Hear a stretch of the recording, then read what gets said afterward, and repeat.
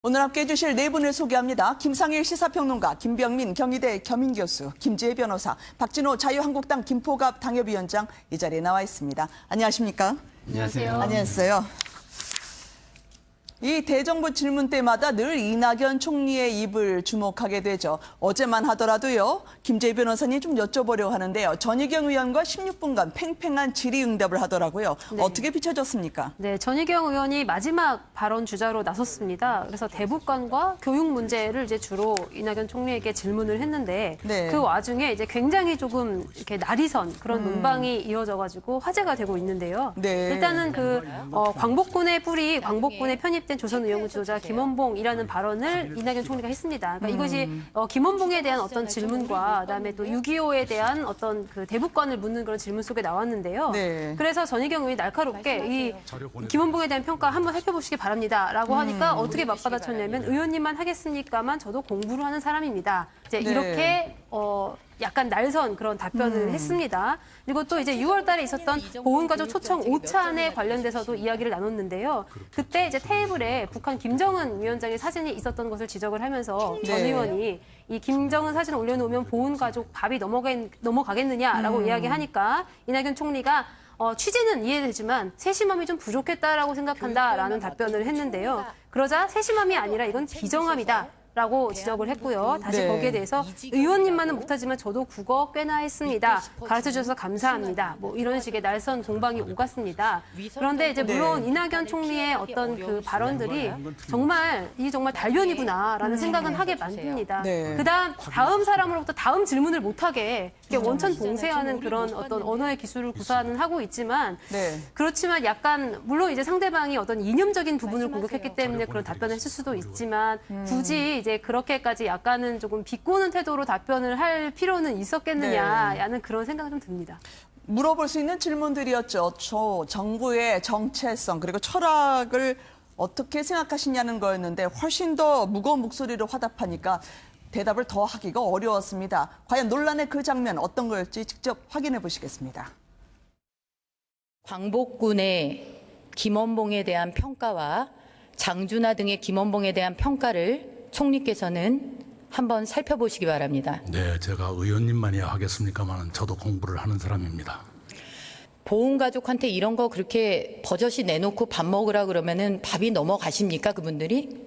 세심함이 좀 부족했다, 아쉬웠다고 생각합니다. 세심함이라는 말은 그런 데 쓰는 말이 아니죠. 비정함입니다. 비정함의 발로라고 생각합니다. 네, 저도 의원님만은 못하지만 저도 국어 꽤나 했습니다.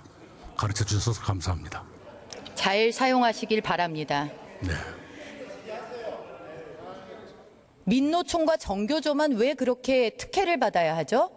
특혜를 주고 있다고 생각하지 않습니다. 저는 특혜가 아니라 그야말로 무원칙 법위에 군림하게 한다고 생각합니다. 네, 우리 국회도 법을 잘 지켜주시기 바라고요. 저희들도 그렇게 하겠습니다. 총리께서 원래 일을 그렇게 하신 겁니까? 아니면 마음이 뜨셔서 지금 이렇게 하시는 겁니까? 열심히 하려고 최선을 다하고 있습니다. 이 중에는 오류도 있다는 것을 압니다. 자사고 지정되기 전에 이 학교를 다녔던 것도 자사고라고 돼 있는 경우가 두어 군데가 있습니다. 빼주세요. 체크해 주세요. 네, 다 아실 겁니다. 아니, 그렇게 비웃지 마십시오. 분명히 있습니다. 위선 정권이라는 비판을 피해가기 어려운 숫자입니다. 오류가 있는 건 틀림없습니다. 나중에 체크해서 주세요. 아니, 확인해 주시기 바랍니다. 주장하시잖아요. 전 오류 못 봤는데요. 있습니다. 총체적으로 총리는 이 정권 교육 정책에 몇 점이나 주고 싶으십니까? 그렇게 점수를 매길 만큼 깊게 따져보진 못했습니다. 총리신데요. 총리라고 다 전문적인 것은 아닙니다. 교육부에만 맡겨놓고 총리가 하나도 안 챙기셔서 대한민국 교육이 이 지경이라고 믿고 싶어지는 순간입니다. 들어가셔도 좋습니다. 저를 과대평가하셨습니다. 워낙 차분하고 담담하게 말씀하시는 분이긴 한데 정과는 조금 다른 것 같습니다. 김병민 교수님, 네. 뭐가 차이일까요? 일단 이낙연 총리가 굉장히 낮은 저음을 네. 가지고 의원의 질문에 대해서 하나하나 꼼꼼히 답변하는 모습을 볼 수 있는데 사실은 총리가 대한민국 국정에 대한 모든 부분들을 총괄하고 있는 측면들이 맞습니다만 대한민국은 대통령제 국가에서 청와대의 권한이 훨씬 더 강하게 작용합니다. 네. 특히 교육정책에 관한 질문을 하고 싶었다면 이낙연 총리보다는 유은혜 사회문화 교육부총리에게 질문했던 부분들이 훨씬 더 뼈아프게 현 정부의 교육정책에 대한 질문과 거기에 대한 이 답을 오갈 수 있지 않았을까라는 생각이 들고요. 여러 가지 측면에서 청와대가 추진하고 있는 내용들을 이낙연 총리에게 물어보게 된다면 네. 이낙연 총리 본인이 가지고 있는 생각이 청와대 생각과 조금은 다를 수가 있을 것 같다는 생각을 저는 개인적으로 지울 수가 없습니다. 네. 따라서 총리가 어느 정도 본인이 얽혀져 있는 내용이 아니라 제3자적인 시각에서 답변을 하기 때문에 이렇게 질문하게 되는 모든 내용들을 좀 스펀지처럼 흡수하는 것이 아닌가라는 생각이 들었고요. 네. 이낙연 총리는 누가 뭐래도 지금 각종 여론조사에서 차기 대권주자로 거론되고 있는 인사 중에 하나입니다. 따라서 답변 하나하나에 문재인 정부의 모든 것들을 혼신의 힘을 실어서 답변하기보다는 네. 개인에 대한 정치적 의지를 가지고 답변하는 측면들이 있다 보니까 질문하는 사람들의 힘이 좀 빠지게 되는 측면들이 있어서 저는 한국당 의원들이 더 강하게 거센 질문들을 가지고 있다면 총리에게 질문하는 것도 의미가 있지만 네. 해당 부처의 책임자에게 질문을 통해서 거기에 대한 답변을 받아내는 것이 훨씬 효과적이지 않을까라는 생각이 들었습니다. 국무위원인데요. 답변으로 들을 만한 게 거의 없었습니다. 김상희 평론가님, 여권 내에서는 총리의 답변에 대한 평가가 어떻던가요?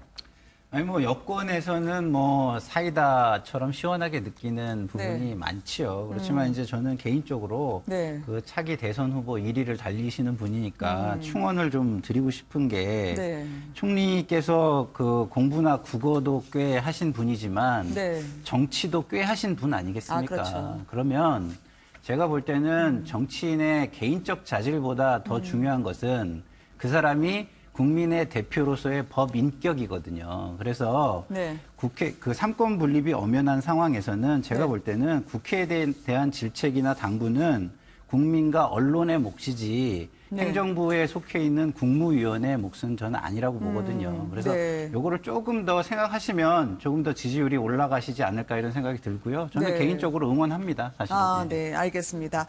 뉴스뉴시 오늘 처음 나와주신 박진호 위원장님께도 한번 여쭤보고 싶어요. 총리가 답변이 총선 전 초전 같았다라는 분석도 있었고요. 그럼에도 불구하고 다시 당에 돌아온다면 염치 없는 일이다라고 야당에서 반박을 하던데 왜 그렇습니까? 네, 우선 정양석 원내 수석 부대표가 이총리는 네. 지사에 출마하기 위해서 국회의원직을 사직했고 보궐선거가 이루어졌다. 이 말 네. 끝에 나왔는데요. 여당에서도 끊임없이 지금 이총리에 대한 러브콜을 보내고 있습니다. 네. 근데 제가 볼 땐 차기 대선 주자라는 그 주목이 되는 부분이 좀 있어도 지금 나라 경제가 이렇게 어려운 상황에서 할 일이 너무나 많은 상황에서 네. 과연 국무총리의 출마 여부가 화제가 되는 것이 옳은 것이냐, 국민의 눈높이에 맞는 것이냐 네. 하는 것도 전 되돌아봐야 된다고 생각을 하고요. 네네. 그리고 뭐 모든 가능성을 열어둔다 이런 말보다는 할 거면 한다, 안 할 거면 안 한다 확실하게 네. 입장적인 정리를 하는 것이 좀 문재인 정부에도 도움이 된다고 생각을 하고 있습니다. 네. 그동안 추경안 처리에 대해서 거듭 요청을 해왔었는데요. 김병민 교수님. 지금 순방 가시면서 이게 심사는 거의 참석하지 않는 걸로 돼 있더라고요. 네, 뭐 총리 해외 순방 일정이야 오래전부터 잡혀 있었겠죠. 그러니까 문재인 정부 들어서 추경안에 대한 제출했던 게 꽤 오래전의 일이기 때문에 아마 지금 정도 시점이면은 추경안 심사가 다 끝나서 해외 순방에 가는데 무리가 없다라고 판단하고 일정을 잡았을지 모르겠습니다. 네. 하지만 문재인 정부 들어서 추경안 심사 6조 7천억 원에 대한 심사를 바탕으로 대한민국 경제를 살려야 된다라고 하는 위급한 경제 인식이 있었기 때문에 네. 야당에게 거듭 추경을 요구했던 것 아니겠습니까? 이 얼마나 중요한 해외 순방 일정인지 모르겠으나 다급한 상황이라면 총리 일정을 어느 정도 조정할 수도 있다라고 하는 판단이 들 수 있을 것이고요.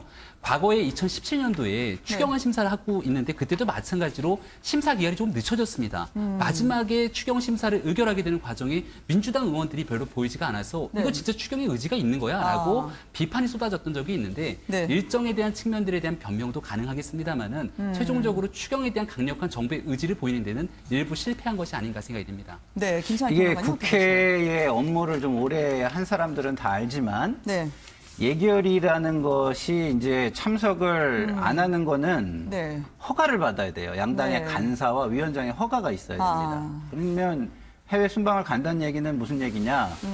야당에서도 그래 가라라고 네. 이야기를 한 거거든요. 왜냐하면 추경 심사라는 것은 대부분 부총리를 중심으로 기재부를 관장하고 예산실을 관장하는 그 부총리를 중심으로 이루어지기 때문에 사실상 총리가 추경이나 예산안 과정에서는 할 일이 별로 없어요. 네. 시정연설 정도를 하는 것이죠. 그렇기 때문에 야당에서도 이것을 용인해 준 거 아닌가 저는 이런 생각이 들고요. 만약에 용인을 안 해줬다 그러면 그 뭐라 그러죠?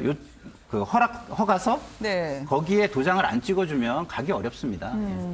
무슨 말씀인지 알겠어요. 근데 확실히 이 대선 후보 1위이면 분명한 것 같습니다. 행보 하나하나 논란이 있으니까요.